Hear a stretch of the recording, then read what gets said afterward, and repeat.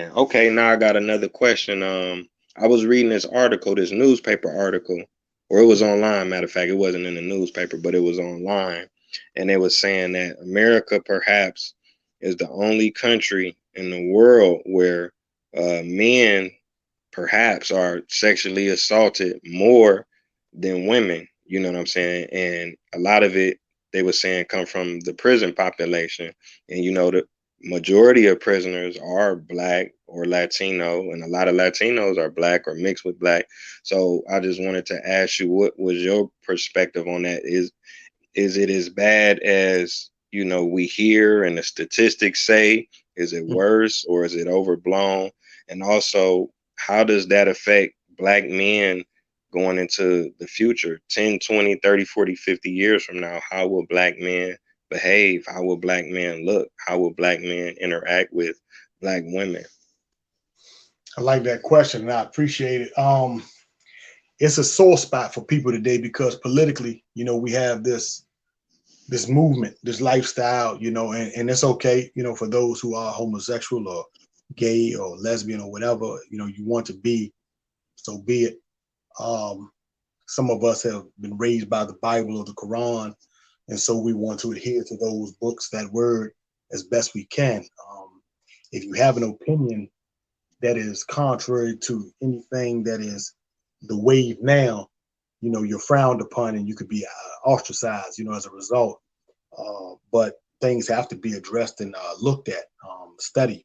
Um, when I first fell, and this was the '93 sexual assault, it was more serious, not as much as, again, and this is just from hearsay, from prior to my falling. And I believe that, and I've talked to a lot of older brothers that did time. Two guys that are home now, they did 40+ years each, uh, and both were stand up men, soldiers, good brothers in the community right now, working hard. But I talked to them about when they failed, which was literally late '70s, mid '70s. Like, man, you did 40 something years. One brother did 47. So I used to ask him, how was it? And it was a spot called The Wall in prison, Spring Street, Richmond, Virginia. And then there was another spot called Mecklenburg. And there was a riot, and a warden was sexually assaulted, right? This is how brazen the mindset was. There was a lot of sexual assault at one time, not as prominent today, not in the Virginia system. But when I first fell, you heard about it, like, man, dude over there just got roughed off. You didn't use the word rape, even if that's what it was. People would sit around and be like, man, dude just got him, man. Like, who? Got what? Man, dude, Slim just got him. They got him, what you mean? Like, man, dude just, took that man cheeks, man. Like, what? He walking around, he ain't stabbed nothing.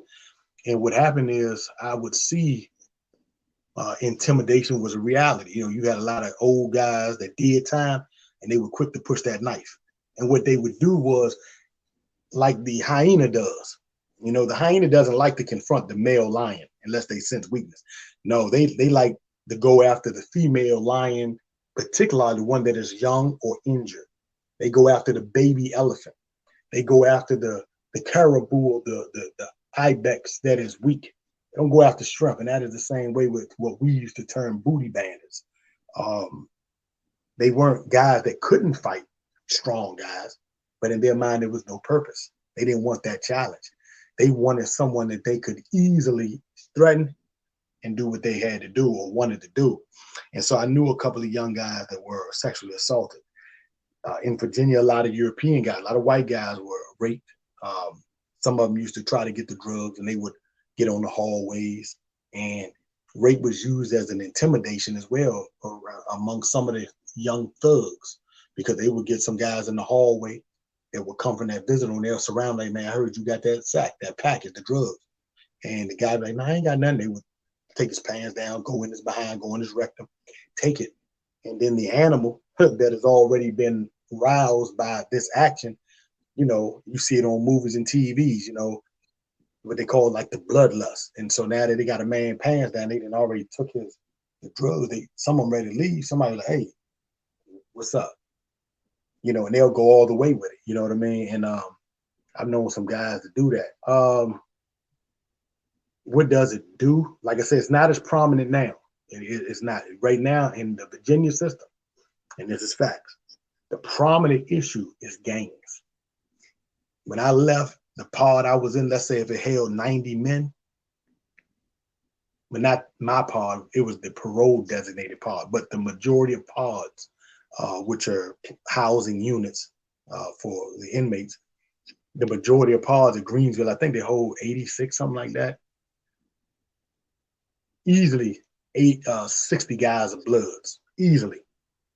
Easily in another pod, you might have 30, 40 guys that are Crips, easily.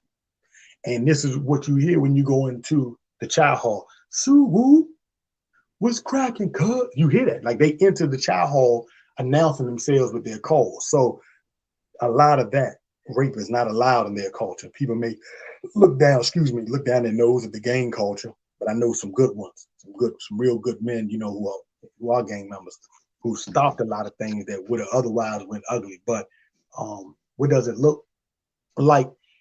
There are a lot of men out here now that I know that were in there that were messing with men, you know, and they're messing with women, you know. And this is my word. My next video, which I was going to do tomorrow morning, is entitled "Where Are the Monsters?"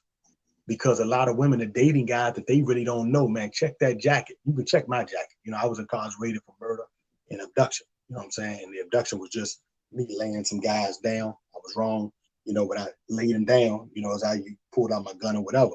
But, you know, I didn't believe in hurting women, raping women, molesting children. And when I first failed, guys would go at those guys first. If you snitch, guys were coming. And if you mess with a child, guys were coming. They were going to rape you, they were going to rob you, and they will make your time real difficult for a good little while, unless you turned into a snitch, started winning the administration's favor, and thus being protected, depending upon what camp you were on, by the administration.